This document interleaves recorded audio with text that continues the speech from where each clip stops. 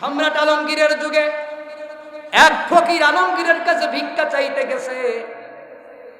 শাহী মসজিদে তিনি নামাজ জুমার খুতবা দেন। সম্রাট আলমগীর শোনা যাচ্ছে জনগণ দেখা করতে যায়, জনগণ বাইরে অপেক্ষা করতেছে। ফকির এক পাশে আর আলমগীর এক পাশে। আমার দিক তাকান। আলমগীর আল্লাহর দরবারে হাত তুলেছে, রব্বুল আলামিন এই দিল্লিটারে পরিচালনা করবার মতো সামর্থ্য আমার নাই, আমার অর্থ নাই, টাকা পয়সা নাই। আল্লাহ তুমি আমার অর্থ দাও, সাহায্য দাও, আমি যেন দিল্লিটারে পরিচালনা করতে পারি। ফকির এক পাশে বসে আছে, ফকির বসে আছে, কিছু বলে না। সম্রাট আলমগীর বলেন, তুমি কি আমার কিছু বলবা না? কয় না, আমি আপনার কাছে আসার আগে মনে করছিলাম আপনি ধনী মানুষ, আমি ফকির মানুষ, আর মসজিদে ঢোকার পরে বুঝলাম আপনি বড় ফকির, আমি ছোট ফকির। কয় যে কি করে বুঝলে?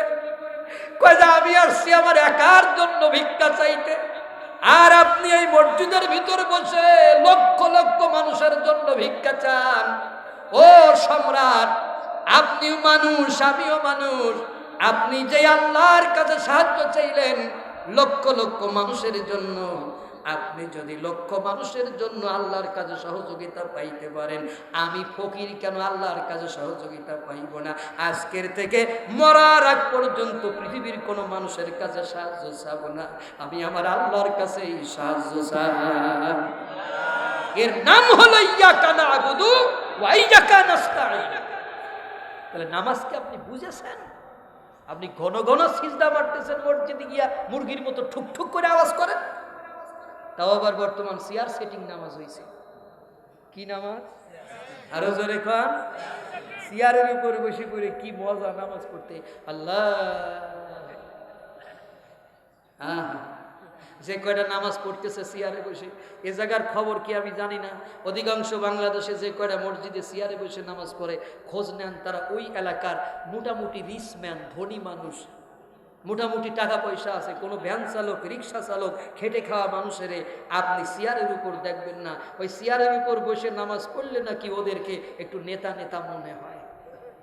ওরা চিন্তা করে সব জায়গায় যখন চেয়ার পাই, মসজিদে শুধু ইমামের চেয়ারটাই আছে, আমরা কিছু চেয়ার বাড়ায় ফেলাই। এখন আর মসজিদে চেয়ার ইমামের টানা, এখন মসজিদে 13-14টাও চেয়ার হয়ে গেছে। কথা বল ঠিক কিনা?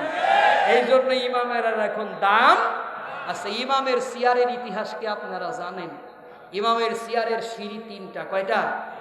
সবচেয়ে উঁচু সিঁড়িতে ইমাম সাহেব দাঁড়াইয়া খুতবা দেন না, ওই সিঁড়িতে খুতবা দিতেন বিশ্বনবী মুহাম্মদ রাসূলুল্লাহ সাল্লাল্লাহু আলাইহি সাল্লাম। আবু বকর খলিফা হওয়ার পরে উনি বললেন, যেই সিঁড়িতে আমার নবী খুতবা দিত সেই সিঁড়িতে আমি দাঁড়াইতে পারি না। উনি সিঁড়ি বানাইলেন আরেকটা। কয়টা হলো? আবু বকরের পর উমর রাদিয়াল্লাহু তাআলা আনহু এসে বললেন, যেই সিঁড়িতে হযরত আবু বকর দাঁড়াইয়া খুতবা দেন, ওই সিঁড়ির সম্মান করে আমি দাঁড়াইতে পারি না, আমিও একটা বানাই। সিঁড়ি হলো কয়টা? মসজিদে বার চেয়ার হয়ে গেল 3টা। উসমান রাদিয়াল্লাহু তাআলা আনহু এসে আরেকটা সিঁড়ি যখন বানাবেন, তখন জলিলুল কদর সাহাবীরা মানা করে দিলেন, আর সিঁড়ি হবে না।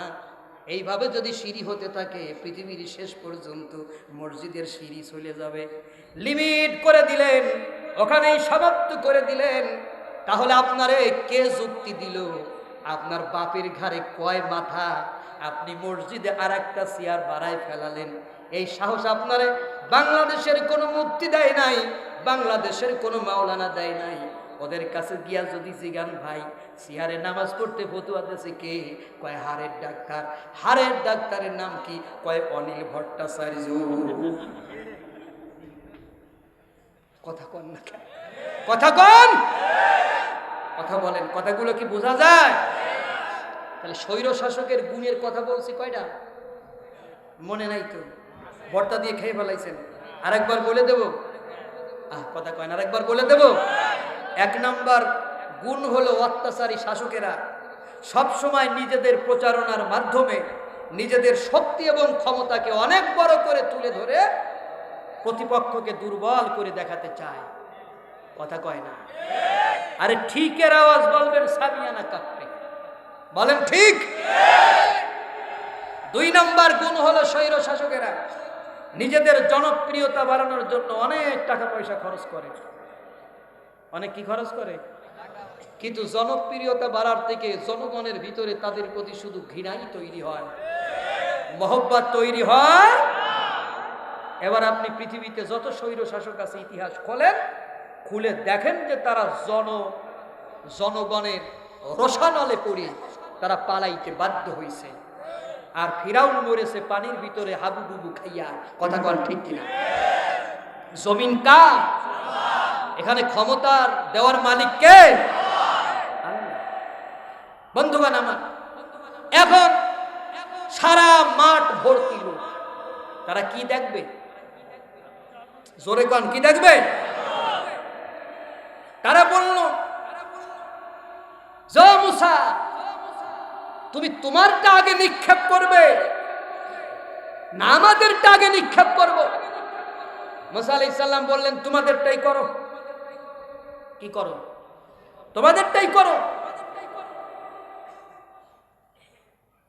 তাদের যত রশি আনছিল সব রশিগুলো সাপের মতো দৌড়াদৌড়ি করতে লাগলো। মুসা আলাইহিস সালামের মনের ভিতরে একটু ভয় তৈরি হলো।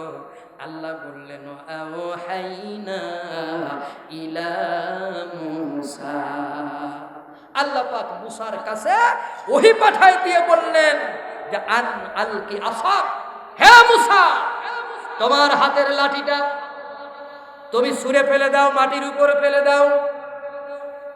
ফাইদা হিয়া তালকাফু মা ইয়াফিকুন, ওরা যা কিছু বানাইছে সব কিছু গ্রাস করে ফেলবে, খেয়ে ফেলবে।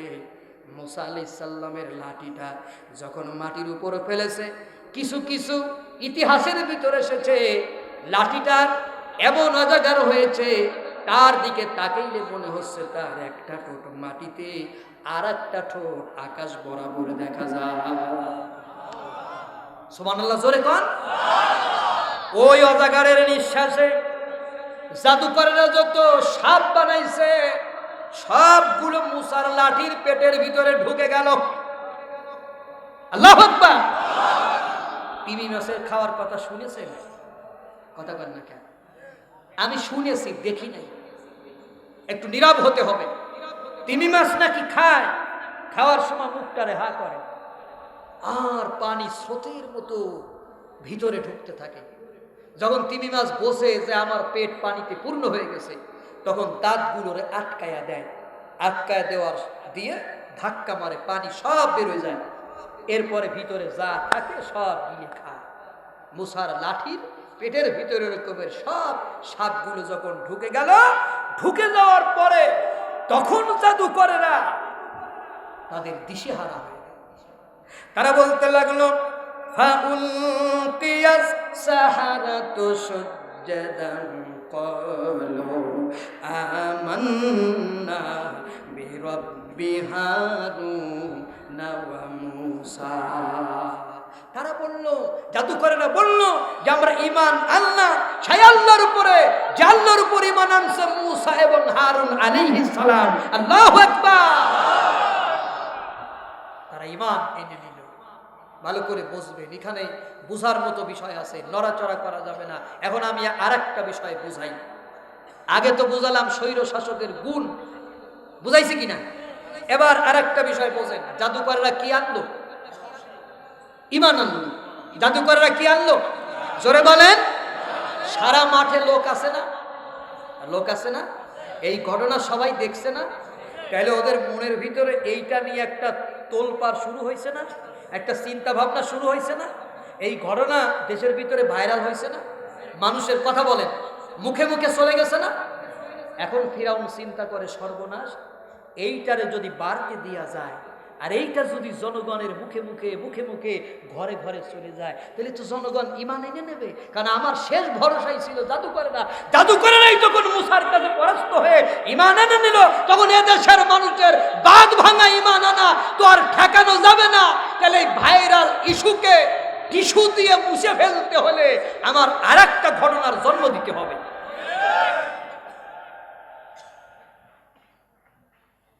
তাফসীর বোঝেন, তাফসীর মাহফিল দেবেন, ওয়াজ মাহফিলে বক্তারা কোরআন ছাড়া ওয়াজ করে, ওয়াজ মাহফিলে বক্তারা কোরআন ছাড়া কথা কন, আর তাফসির মাহফিলে বক্তারা কোরআন খুলে লাভ কিসে? ওয়াজ মাহফিলে না তাফসির মাহফিলে? বেঈমানদের জন্য লাভ হলো ওয়াজ মাহফিলে। কথা কন না কেন? ওরা ওয়াজ মাহফিলে বুদ্ধি করে, ওরা তাফসির না করতে দিয়ে শিরি ফরহাদের কাহিনী, তারপরে সরাব রস্তমের কাহিনী, লাইলি মজনুর কাহিনী, এইগুলো বলে বলে মানুষকে কোরআন থেকে ডাইভার্ট করেছে। আর তাফসির মাহফিলের গুণ হলো কোরআন খুলে ওয়াজ করতে হয়, বাজে কথা বলার সুযোগ না। তারপরও আমাদের অনেক বক্তারা আছে ওয়াজের ভিতরে এখন তারা তাফসির করে দিচ্ছে, কারণ তারা তাফসিরের মজাটা বুঝে গেছে। তাফসির মাহফিল দিলে অনেক জায়গায় অনুমতি পাওয়া যায় না, যারা অনুমতি দেয় না তারা বুঝেছে আসলে তাফসির আমাদের পক্ষে না। কথা গান, তাফসির আমাদের পক্ষে না। আচ্ছা, এখানে কি কোরআনের বাহিরে কোনো কথা হচ্ছে? মনে হচ্ছে তো এ কথা শুনে ইমানদাররা খুশি হবে না বেজার হবে? তো যারা বেজার হবে তাদের ন্যূনতম ইমান শরীরের ভিতরে আছে, এটা কি আপনার মনে হয়? নাই তো, ও বেঈমান হয়ে গেছে, ও ফেরাউনের বংশধর হয়ে গেছে, ঠিক কিনা বলেন? তাহলে ওই ঘটনাকে আড়াল করতে হলে, আর একটা ঘটনার জন্ম দিতে হলে ছোটখাটো কিছু জন্ম দিলে ওই ঘটনা মুছা যাবে না। এখন বলতেছে কলা আমানতুল্লাহু ক্বাবলা আন আযানা লাকুম, আমি হুকুম দিবার আগে তোমরা ঈমান এনে নিলে। কি বলতেছে? আমি হুকুম দিবার আগেই তোমরা ঈমান এনে নিলে, আমি এখন তোমাদের বিচার করব। কারণ মুসা হচ্ছে তোমাদের প্রধান। মুসা কি? জোরে কন। ইন্নাহু কাবিরুকুম, এটা হলো তোমাদের প্রধান। আল্লাযী আল্লামাকুমুস সিহরা, এই তোমাদেরকে জাদু শিক্ষা দিয়েছে। আচ্ছা, এতদিন ওই জাদুকরেরা ছিল কার দলে? জোরে কন। এখন এক মিনিটের জাদুকরেরা ফিরাউনের কথা না শোনার কারণে এখন হয়ে গেল কার দলে? আরো জোরে কন। যারা ছিল ওর সঙ্গী তারা এখন হলো জঙ্গি, তাদেরকে এখন বিচারের কাঠগড়ায় দাঁড় করে ফেলে দিল 1 মিনিটের ভিতরে ফেরাউন। কথা কন না কেন? তার মানে ফিরাউনের আর একটা গুণ হলো সঙ্গে থাকলে সঙ্গী, না থাকলে জঙ্গি। একে আমার বাপের কথা বলি না রে, আমি কোরআন থেকে বলি। আর এই ওয়াজ করতে নাকি পাবলিক দেয় না, শোনে না। ও কি মানুষের জাত না পায়জামা? কথা কর না কেন? ও মানুষের জাত না পায়জামা? এখন বিচারের কাঠগড়ায় দাঁড় করলো এতদিনের সঙ্গীদেরকে। কথা কর না কেন? এ কথা কন। কাদেরকে দাঁড় করলো? এতদিনের সঙ্গীদেরকে, যারা ওরা টিকায় রাখছিল জাদুর বিদ্যা দিয়া। এখন বললে আমি তোদের উল্টা উল্টা কাটবো, যার ডান হাত কাটবো তার বাম পা কাটবো, যার ডান পাও কাটবো তার বাম হাত কাটবো। মানে সোজাসুজি কাটলে দাঁড়ায় থাকতে পারবি, উল্টা উল্টা কাটলে দাঁড়ায় থাকতে পারবি না। এরপরে তোদের খেজুর গাছে শুলে চড়াবো। ওরা ভয় পাইছে? জোরে বলেন ভয় পাইছে? আরো জোরে বলেন ভয় পাইছে? ভয় পাই নাই। ওয়াজকে আর একটু করবো। ভয় পায় নাই তো। তারা ভয় না পেয়ে তারা আল্লাহর উপরে অবিচল থাকলো। তারা বলল, ফেরাউন, দুনিয়ার শাস্তি তুমি আমাদেরকে দিতে পারো, কিন্তু আখেরাতে তোমার কোনোই ক্ষমতা থাকিবে। আখেরাতে যার ক্ষমতা, সেই আল্লাহর উপর আমরা ঈমান এনে নিলাম। তাহলে ও মুসলমানেরা, ও মুসার অনুসারীরা, ও মুহাম্মদ সাল্লাল্লাহু আলাইহি সাল্লামের অনুসারীরা, এই দুনিয়ার সামান্য হামলা মামলা আর দুনিয়ার সামান্য শাস্তি দুনিয়ার মানুষই দিতে পারবে, কিন্তু কবরের ভিতরে আখিরাতে তাদের ক্ষমতা থাকবে। তাহলে সেই আল্লাহকেই ভয় করো। এই দুনিয়ার এই সামান্য শাস্তির কারণে তুমি এই নামাজের ভিতরে টুকু ঢুকাইও না। নামাজের ভিতরে টুকু ঢুকানোর গল্প তো আপনাদের শোনার কথা। হ্যাঁ, যাক, মসজিদের ইমাম চলে গেছে। কি চলে গেছে? কথা বল, কি চলে গেছে? ওই এলাকার কমিটিরা এক ইমাম আনছে ইন্টারভিউ দেওয়ার জন্য। তো ইমাম সাহেব মনে মনে চিন্তা করলো সূরা যদি পড়তেই হয় একটু গুরুত্বপূর্ণ সূরা পড়ি। তখন তিনি ইশার নামাজ পড়াছেন, শারআ লাকুম মিনাদ-দীনি মা ওয়াসা বিহি নূহা ওয়াল্লাযী আওহাইনা ইলাইকা ওয়া মা ওয়াসাইনা বিহি ইব্রাহিমা ওয়া মূসা ওয়া ঈসা আন আকিমুদ্দীন। কিন্তু ইমামের জানা ছিল না সভাপতির নাম ছিল আপনার মূসা, সেক্রেটারির নাম ছিল ইব্রাহিম, ক্যাশিয়ারের নাম ছিল টুকু, ওর জানা ছিল না। সেক্রেটারিরে বলতেছে সভাপতি আর সেক্রেটারি ক্যাশিয়ারে বলতেছে ক্যাশিয়ার সাহেব ইমামটা কেমন? কয় দালালের বাচ্চা। কয় কেন? কুই বেটা দালাল। আগেই বুঝেছে সভাপতি আর সেক্রেটারি রে আমার তেল মারতে হবে।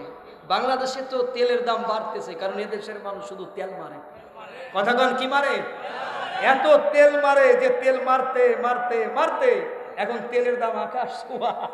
কারণ এত তেলের ফ্যাক্টরি কোথায়, আর এত তেল পাবলিক পাবে কোথায়?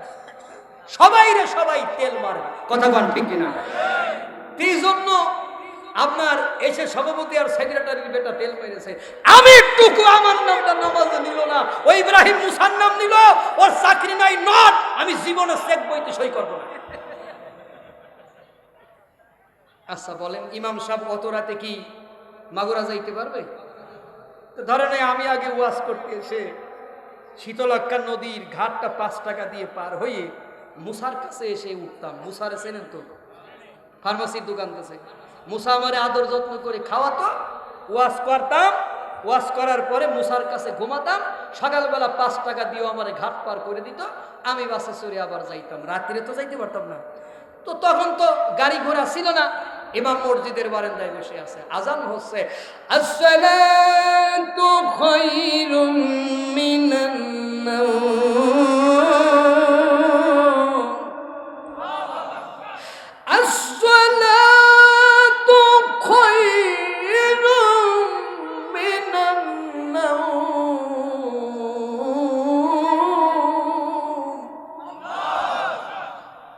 এই আল্লাহু আকবারের জোর খিচুড়ি খাওয়ার মতো হয় না। মনে হয় জানি এলাকার মানুষ ভাত খায় না, 40 বছর খিচুড়ি খায়। বলেন আল্লাহু আকবার। তা ইমাম সাহেব ওযু করিয়া মসজিদে গেছে। পাবলিক এসে কয় হুজুর যান নাই। কয় অত রাতে গাড়ি ঘোড়া পাই নাই, কি করে যাব? এই ফজরের নামাজটা পড়ে চলে যাব। কয় হুজুর যান নাই তো ফজরের নামাজটা পড়াইয়েই যান। হুজুর নামাজ পড়াইতে গিয়া মনে মনে চিন্তা করে, ও দিন দুনিয়ার মালিক আল্লাহ, আমি যদি টুকুরে নামাজে ঢুকাই চাকরি হবে না, ঢুকাইলে চাকরি হবে না। রব্বুল আলামিন জান বাঁচানোর জন্য যদি মরা গরুর গোশত খাওয়া যায়, তাহলে চাকরির জন্য কেন টুকু ঢুকানো যাবে না? তুমি আমার বলো। কত বড় মুফতি সাহেব, চিন্তা করেন এরকমের মুফতি বাংলাদেশে আছে, বোঝে না সোজে না ফতোয়া দেয়। কথা কন ঠিক কিনা? বোঝে না সোজে না কি দেয়? গল্প তো আর একটা বেড়ে গেল। হুজুর চাচ্ছিলাম খাটো করি, 12টার ভিতর ওয়াজ শেষ করবো, 1.5 ঘন্টা হয়ে যাচ্ছে। হ্যাঁ, এর খাটো হচ্ছে না। গল্প আর একটা মনে পড়ে গেল। আরে তাফসীর করতে গেলে উদাহরণ দিতে হয়। আল্লাহ বলেন ওয়ালাকাদ সাররাফনা লিন-নাস ফি হাযাল কুরআনি মিন কুল্লি মাসাল। আমি কোরআনের ভিতরে বহু উপমা দ্বারা, উদাহরণ দ্বারা কোরআনকে বিশদভাবে বর্ণনা করেছি, যাতে আমার বান্দারা কোরআন বুঝতে পারে। আল্লাহু আকবার। কোরআন বোঝানোর জন্য উদাহরণ দিবেন, এক্সাম্পল দিবেন, মিসাল দিবেন। আল্লাহ যুক্তি দিতে পছন্দ করেন, এজন্য আল্লাহ নিজে কোরআনে মশামাছির উদাহরণ দিয়েছে। আপনি লাঠি দিয়ে কোরআন বুঝাবেন না, বুঝাবেন হলো যুক্তি দিয়া। কথা বল ঠিক কিনা?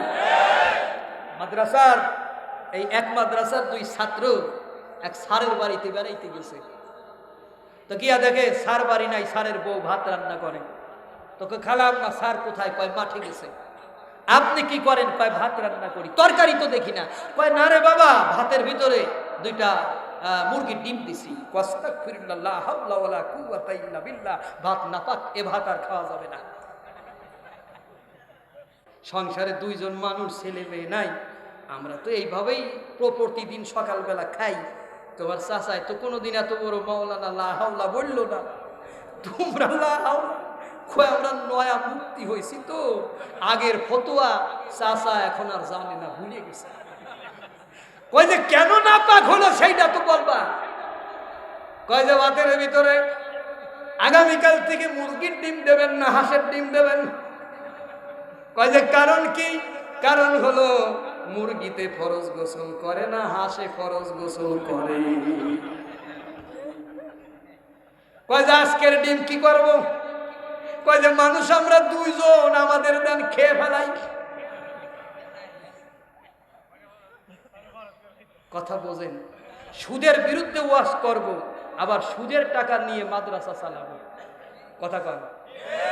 ঘুষের বিরুদ্ধে ওয়াজ করব, ঘুষখোরের টাকা নিয়ে বাড়ি গাড়ি করব। ফতুয়াটা এমনই হচ্ছে বর্তমান। কথা কন ঠিক কিনা? তার মানে ওরাও হয়েছে সঙ্গে থাকলে সঙ্গী, না থাকলে জঙ্গি।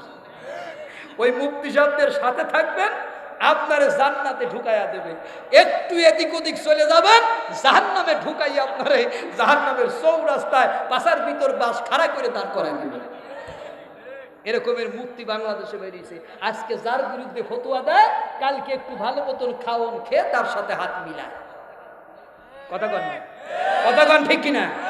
এগুলোর আমি মুক্তি কই না, এগুলোর কই হলো আমি মুটকি। কি কই বলেন তো? মুটকি। ওয়াজার একটু করবো। এখন ওই নামাজ পড়াচ্ছে, জাল্লাহ জান বাঁচানোর জন্য যদি মরা গরুর গোশত খাওয়া যায় তাহলে টুকু টুকুলে সমস্যা কি? মনে আছে না আপনাদের? এখন নামাজ পড়াচ্ছে, শারআ লাকুম মিনাদ দীনি মা ওয়াসা বিহি নূহা আল্লাযী আওহাইনা ইলাইকা ওয়া মা ওয়াসাইনা বিহি ইব্রাহিমা ওয়া মূসা ওয়া ঈসা ওয়া তুকু আন আকিমুদ্দীন।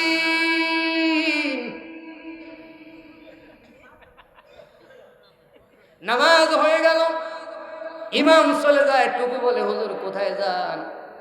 কয় যে জায়গা চাকরি হবে না থেকে লাভ কি, আমি চাকরি খুঁজতে যাই। কয় হুজুর যাবেন না, আপনার চাকরি পাক্কা। কেন পাক্কা? কয় আপনি নামাজের টুকুরে ঢুকায় বেলাইছেন, আপনার মতো বুদ্ধিমান ইমামি আমরা খুঁজতেছিলাম।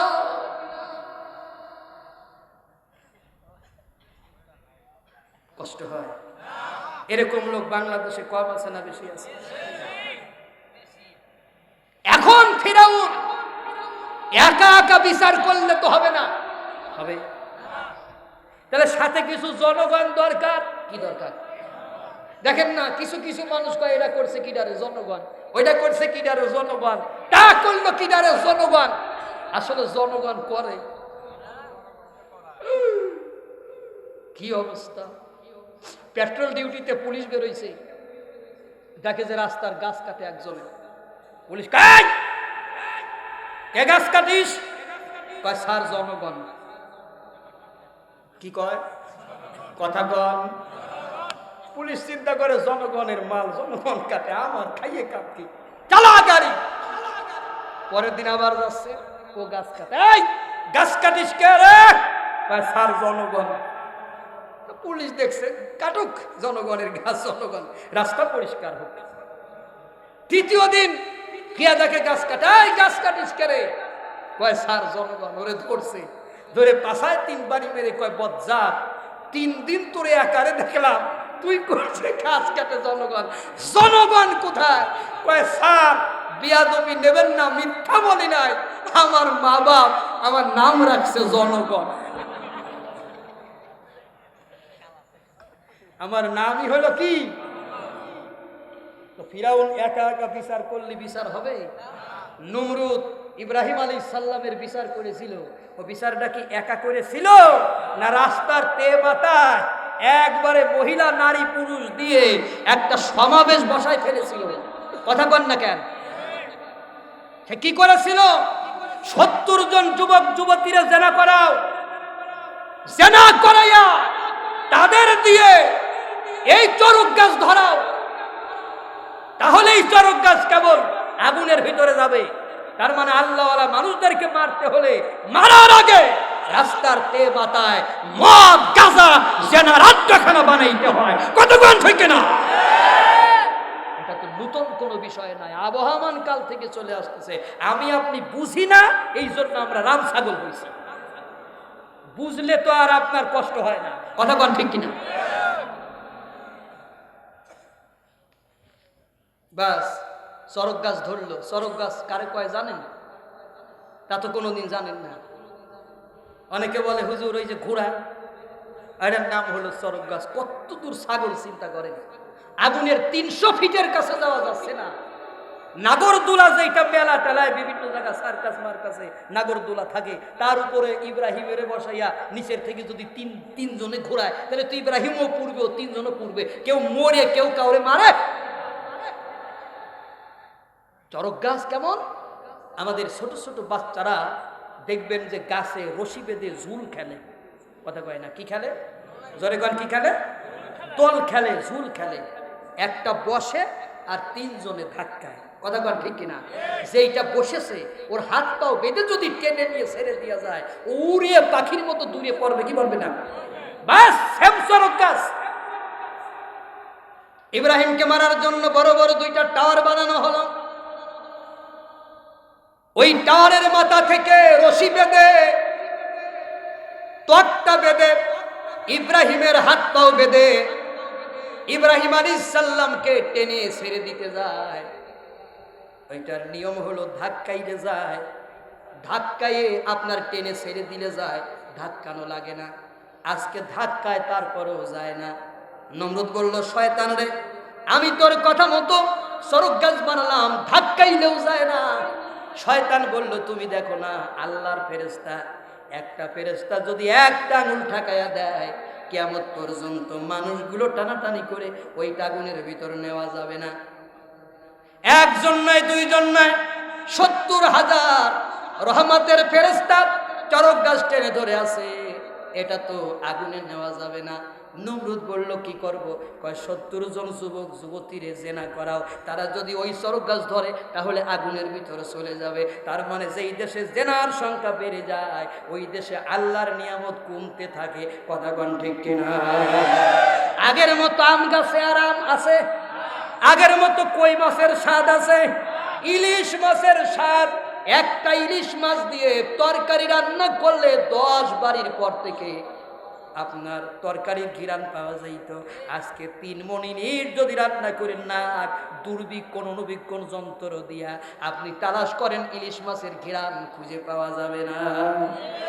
আল্লাহর নিয়ামত কমতেছে না বাড়তেছে? জোরে বলেন। আমাদের হুজুররা দোয়া করে, কবুল হয় না। কেন কবুল হয় না? কোথায় আল্লাহ, কোথায় গো রাসূল, কিছুই তো করে না রে কবুল। বলবো নাকি? কোথায় আল্লাহ, কোথায় গো রাসূল, কিছুই তো করে না রে কবুল। কেন কবুল হয় না শোনেন, সুদও চলছে, ঘুষও চলছে, বেপরদাতে নারীও চলছে, ঘরে ঘরে চলছে টিভি, সদাই দেখে ওরা হিন্দি ছবি, কথা কোন ঠিক কিনা? মসজিদেতে যায় না গো তারা, নবী গো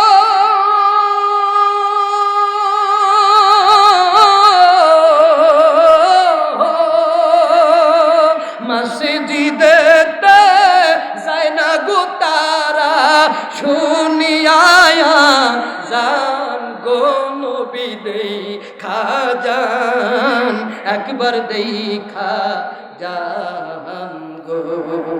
মুরগি হারা বাচ্চা গো যেমন, নবী হারা উম্মত তেমন, ঠিক কিনা?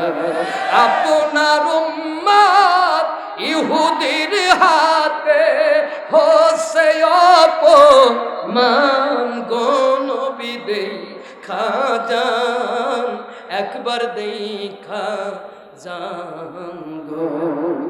তাহলে সুদ ঘুষ দুর্নীতি আজকে সমাজ হয়ে গেছে। এই সমাজে কার দোয়া আল্লাহর দরবারে কবুল হবে? তারপরেও আল্লাহ আমাদের এখনো পর্যন্ত বাঁচিয়ে রেখেছে, এটা আল্লাহর দয়া মায়া ছাড়া আর কিছুই না। বলেন ঠিক কিনা? এখন ফেরাউন বলতেছে,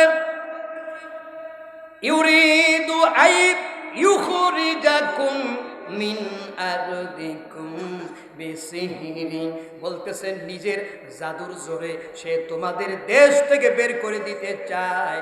এখন তোমরা কি করবা? ফামাদা তা'মুরুন, তার ব্যাপারে তোমরা সিদ্ধান্ত দাও।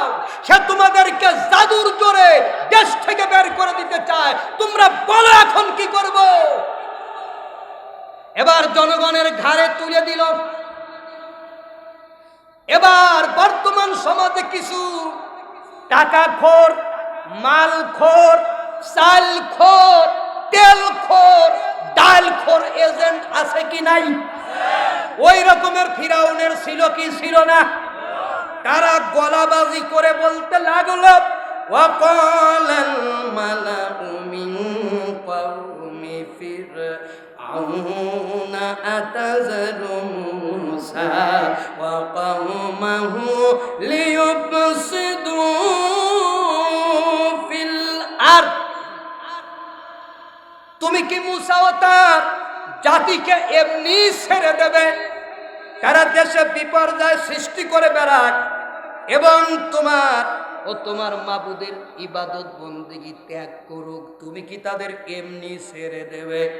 ফিরআউন বলল, না না, তাদের এমনি ছেড়ে দেওয়া যাবে না। যাদের ডান হাত কাটবো, যার ডান হাত কাটবো তার বাম পাও কাটবো, আর যার আপনার ডান পাও কাটবো তার বাম হাত কাটবো। এরকমের উল্টা উল্টা কেটে, বিপরীত দিক থেকে কেটে তাদেরকে শুলে চড়াবো। তোমরা জানতে পারবে আইয়ুনা আশাদ্দু আযাবান ওয়া আবকা। আরো জোরে, তোমরা জানতে পারবে আমাদের দুজনের মধ্যে কার শাস্তি কঠিন হয়। জানতে পারবে যে আমি এবং আল্লাহর ভিতরে কার শাস্তি কঠিন হয়। এখন তাদেরকে বিচারের কাঠগড়ায় দাঁড় করে হাত কাটার জন্য তাদেরকে ধরিয়ে আনা হলো। আজকে এই পর্যন্ত থাকবে। আল্লাহ যদি বাঁচায়, আগামীতে যদি আবার কোনোদিন আসি, তাদের হাত পাও কিভাবে কাটলো সেটা আর একদিন আলোচনা করা যাবে ইনশাআল্লাহ। আজকে আর ওয়াজ বাড়ানো যাবে